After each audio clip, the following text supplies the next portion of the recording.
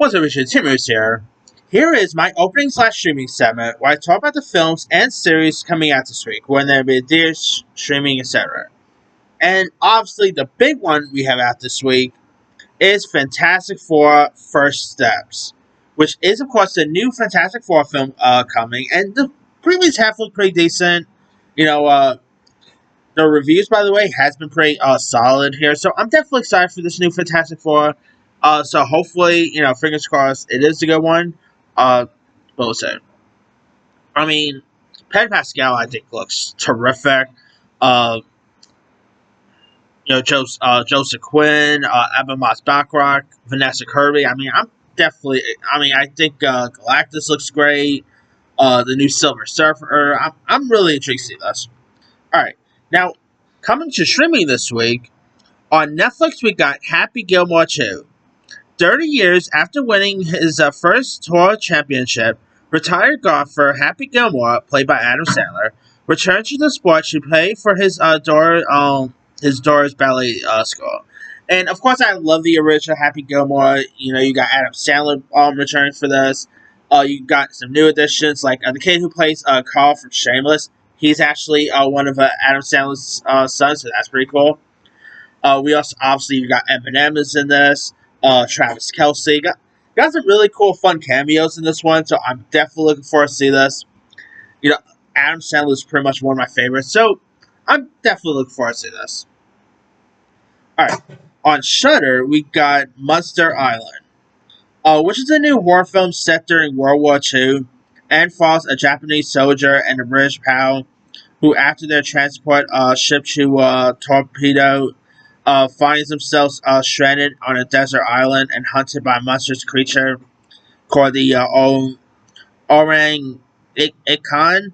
I saw the preview for this. I have no idea what the heck's going on in this one. It does look pretty boring here, so I'm not really all that interested in that one.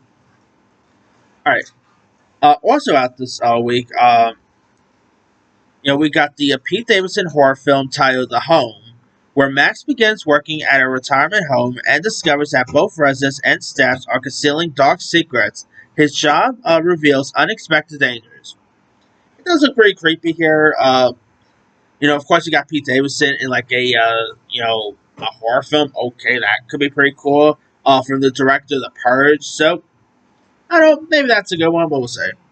Alright, we also got the film titled Oh Hi, which stars Molly Gordon from The Bear fame, and Logan Lerman, of course, from Percy Jackson fame. Iris is enjoying her first romantic getaway with Isaac, until he tells her he's not interested in a relationship. And it becomes like a, let's say, pretty much like a Misery type situation. It's like if Misery was a romantic comedy, this is what we get. Yeah, I think that is actually like fun, like something like a fun fake video of Misery being a romantic comedy. It's like someone took that and actually made actually this. So I don't know, it does look pretty interesting though. You got Logan Lerman, Molly Gordon, I think it's good. So sign me up with this one. All right, we also got the horror film titled House of Eden. Setting out to film their paranormal investigation, Chris, Selena, and Jay encounter a malevolent ancient spirit that resides in an abandoned house deep in the woods. And this is, of course, directed by Chris Collins, who's like a YouTube or social media star or something. Could be interesting. Looks pretty creepy here, so could be cool. Alright, other stuff we have out this week, 2,000 meters to Adrivka, a Ukrainian platoon attempts to liberate a static village from Russian forces. A journalist joins them, observing the impacts of war and growing doubts about its resolution. Okay, could be interesting. We got something called Osiris. Sorry if I mispronounced that. This stars Linda Hamilton from Terminator fame. And you also got Brianna Hilbrand, who you might know as Negasonic Teenage Warhead from Deadpool fame. Anyway, a team of Special Forces commandos wakes up on an alien spacecraft with no memory of how they arrived. They soon find themselves in a fight for survival against bloodthirsty creatures that use humans as livestocks. That could be interesting to check out. I like Linda Hamilton, which I cannot wait to see her in Stranger Things. We also got Star People coming out. A photographer receives a, a tip that could finally shed some light on a childhood UFO sighting. However, a deadly heat wave and unexpected guesses threatens to derail her obsessive search for answers. That could be interesting. We got Four Letters of Love, which stars Pierce Brosnan and Helena Bonham Carter. Nicholas and Isabel are made for each other, but as destiny pulls them together, family, passion, and faith drives them apart. As they embark on journeys of heartache and misplaced love, fate soon contrives to pull the threads of their lives together. That could be interesting. I like Pierce Brosnan. Helena Bonham Carter is always good, so that could be interesting. We also got a film called Shoshana, which stars Douglas Booth, Jim Sturgis, and Harry Melling. A British police officer and a Jewish woman falls in love amid political turmoil in 1930s. Okay, that could be interesting there. This is actually directed by the Trip director Michael Winterbottom, who has put out some good stuff before, so could be cool there. We got something called The Short Game, which is another golf movie, by the way. So we got like 2 golf films out this week. It's about Jeremy, who's a golfer, intentionally dismisses his autistic brother Ethan's golfing abilities. Forced with the choice between a scholarship and his relationship with Ethan, Jeremy chooses his brother, learning life lessons. That could be interesting. We got a film called Folk Tales, where teens in an Arctic Norwegian folk high school navigate personal growth and the path of adulthood. They rely on themselves, peers, and sled dogs in this unique environment. That could be interesting. We got Last Swim. On a level of results day, an ambitious Iranian British teen in London grapples with a major life decision while hanging out with friends across the city. That could be interesting. We got a film titled Dog on Trial, which is a French film, where a tough lawyer who's known for lost causes, as the absurd trial unfolds, she soon finds herself fighting for justice, women's rights, and dog's life in a courtroom battle like no other. Okay, interesting. We got a couple of horror films out this week.